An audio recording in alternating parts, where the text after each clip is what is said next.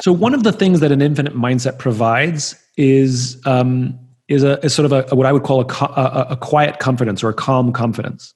So, for example, if I were to tell you there's going to be a massive snowstorm or a massive hurricane in next Thursday, you're like, all right, it's going to be awful. It's going to shut down work. Not going to get to work. I may telecommute. I may take the day off. It's definitely going to hurt a lot of companies, right? Going to hurt if you're it could destroy a farm, right? But we've had lots of hurricanes. We know how to deal with it. We know how to prepare for it. We know there's going to be a short-term hit, and we know how to ride it out. Right. Well, most of us live 70 to 80 years old. Imagine if we lived for 1,000 years. This would be like the 6th or 7th pandemic that we faced in our lives. We know it's going to hurt. But we know it's going to be over, and we know there's going to be pain, and we know how to prepare for it. Yeah. So what an infinite mindset provides is it helps you see what we're going through now, not as the end, but rather just part of the journey. Like it's hard and it's difficult, but there is a light at the end of the tunnel.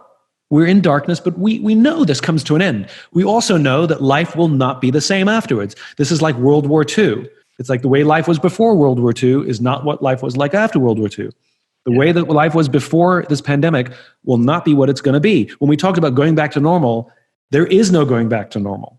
Yeah. As a friend of mine called it the other day, which I like, we're going back to abnormal. Yeah.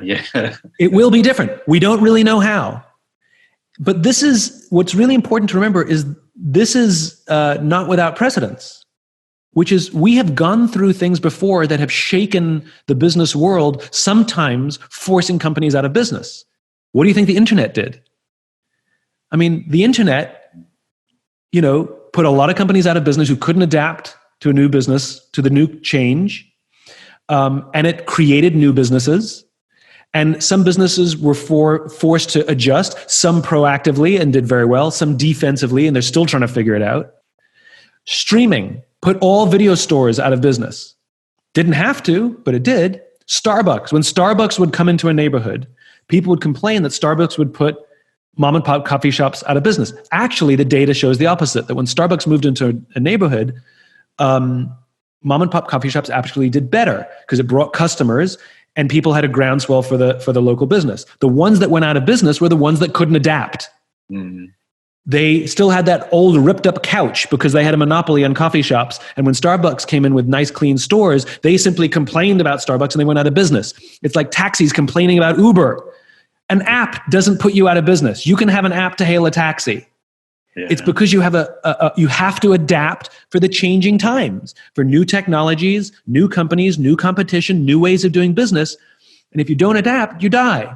Now, that's not universal. Some companies, like video stores, some companies, this is just too much to bear, and there's very little we can do.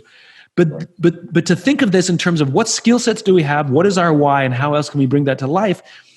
This is way more sudden than the internet. It's way more shocking. It's way more unnerving, but it's not new in business. We know how to do this. I read I'll tell you two stories. There's a restaurant in New York City called Rezdôra. It's a pasta restaurant. It's a relatively new restaurant. It's only been open about 9 months. So they're still they're still making a name for themselves. Mm. And of course, when New York City issued the order that restaurants could only be 50%, these guys saw the writing on the wall. They could see that this is going to get worse. Right. So they immediately started to adapt their company. So instead of firing all the waiters, saying, well, we don't need waiters anymore, they changed everybody's job.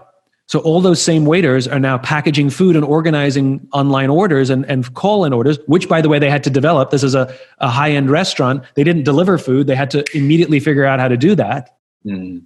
But the point is everybody kept their job because they changed their jobs. Yeah. So just as the company had to adapt, the people had to adapt as well. The people who said, well, I'm only a waiter, well, I got no job for you. Yeah. And so what we're experiencing even in our own company, which is we're forced to adapt. We do live events. Well, that doesn't exist anymore. So if I have somebody on my team going, I'm only going to do live events, well, I got none for you. Right. So we have to adapt as individuals as much as we have to adapt as companies. I've been grinding so hard for the last 3, 4, 5 years, and I know you have too. You've been going hard, man. You've been going 20 times harder than anyone I know. You do too. And that's why, your businesses have flourished. School of Greatness has blown up. All the books you've sold. I mean, let's be real, brother. You do too. And for me, one of the great blessings of this has been, I've been putting things out all the time. And maybe some of you feel that way at your work. I've really taken a chance. Like, you're one of my best friends. I listened to your show when I could before. You listened to mine when you could. I've consumed probably 30 of your podcasts in the last 4 weeks. Andy Frisella, who's my partner in the Arte Syndicate's like, for the first time in many months, I'm like, wow, his show's amazing. Tom Bilyeu's amazing. I'm using this as a chance in between working. I got to be honest with everybody. I have these couple homes you see me in. This is my wine room while there's an echo. And I do it because I'm hiding from family. But I basically live in this seat 18 hours a day. And then my other home, I live in my home office. So I haven't moved much, but I am taking it as an opportunity to grow, is my point. When this is done and they relaunch us out into the world, that same version of you ain't going to get it done, because it's going to be a little bit more difficult. You're going to need momentum. One of the things I keep telling everybody is I'm booking my calendar for meetings in May. And if I don't want them to go, okay, you can come back. And I go, well, Monday's open, Wednesday's open, Friday's open. Those of you that are, have hair salons or businesses where you meet with people, assuming you can, schedule the meetings now. If you're wrong, you can reschedule them May 5th, May 10th, May 15th. You don't want to get caught not ready. By nature, I would say that people are motivated by one of two things. Either they're moving towards a goal or they're moving away from a problem. I don't want to be broke. I don't want to be homeless. And then there's other people that are like, I want to achieve this goal. I want to win this. I want to be the best. And knowing where you come from will help you navigate the world in a much more sane inducing way, because if you're being sort of true to what aligns with you, like for me, moving away from something is never very interesting. It takes me into like a very uncertain, a very uneasy place. Whereas even if I'm in the middle of massive uncertainty and I have fears, for me to shift my energy, I need to pick a goal, something that I'm excited about, so that when I'm pursuing it, even though the outcome is going to be that I outrun this thing, right? I've been broke. I've had crazy debt. I've been in a place emotionally where I'm laying on my carpet and I don't have any idea how I'm going to create momentum in my life. So I know what that's like. But the things that got me up and moving were to believe that I could change, to believe that I could grow, to set a goal, to set a goal that I was excited about, and then wake up every day and pursue that. And that was the thing that I think a big thing people have to do is like, where are you at as a baseline reference point? If you're in looking at seeing all the problems and all the things that are wrong, you're not in problem solving mode. If you can shift over into problem solving mode, so I've heard you talk about that waffle restaurant before, and you gave the guy some brilliant ideas about what to do. Like, hey, are you sending people text messages? And it's like, yeah, to be top of mind, to remind people, to incept them, but you have to be in that problem solving mode. Yeah.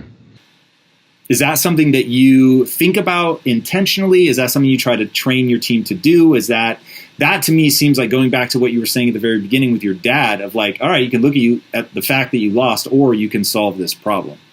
Yeah, I think it's interesting too, because I look at most business owners and like, I know for me, I did it backwards the first way. Like a lot of times we come up with our products or our services, like we have an idea like, oh, I want to create this thing, and we create it. And then after it's done, like now we got to figure out how to sell it, and you figure out like how to sales message and create that. And then it's like, now I got to go find people to sell it to. And then we're trying to find people. And it's like backwards. Like if you look at the way that the most successful businesses grow, I look at the way that we grew ClickFunnels was when I had this realization of like, I don't want to go and like create something and find somebody to sell to. I want to go find the people that I'm passionate about serving, and then just listen really, really carefully. Right.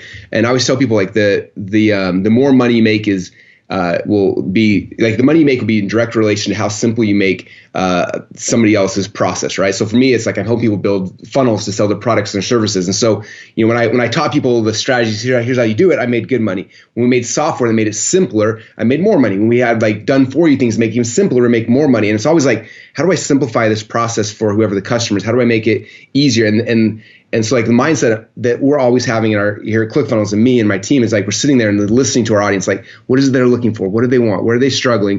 And it's like, hey, how do we make this process simpler? And every good product, every good idea, everything that's been a winner came from that, like listening and then like figuring out how to solve the problem. All the ones where it was like, Russell had this great idea at 2 a.m. Let's go create it. And our whole team gets together and then we like try to give it to people. Those are the ones that don't typically do very well. No matter how much how much force and money we put into it to try to get adoption, it's always harder than the opposite way, where we're just listening to what people want and then figuring out how's the best way to solve that for them. And anyway, that's like the simplest thing, is just listening. And then how do we simplify this from? How do we simplify it? And you'll get paid more the better you become at simplifying processes and things for people. If you want more advice, wisdom, guidance from other successful entrepreneurs on how you can navigate the coronavirus situation, check out the video right there next to me. I hope you find it valuable. Continue to believe, and I'll see you there. You will kick yourself in the ass for not taking advantage of this.